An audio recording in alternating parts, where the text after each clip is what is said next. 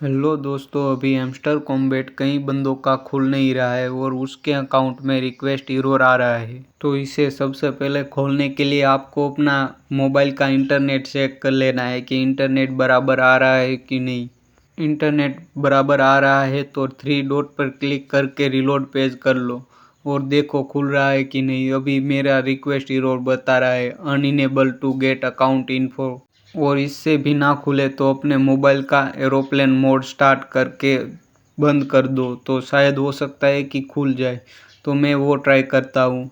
उससे पहले मैं दूसरे मोबाइल का वाईफाई कनेक्ट किया हुआ है, देख सकते हैं आप ऊपर के जो वाईफाई से शायद हमारे नेट से ना खुलता हो और दूसरों का वाईफाई कनेक्ट करने से खुल जाए। तो वैसे भी नहीं खुला, मैंने रिलोड पेज किया। इसमें घबराने की कोई बात है नहीं कि हमारा एक का ही अकाउंट अभी नहीं खुल रहा है, बाकी दोस्तों का खुल रहा होगा।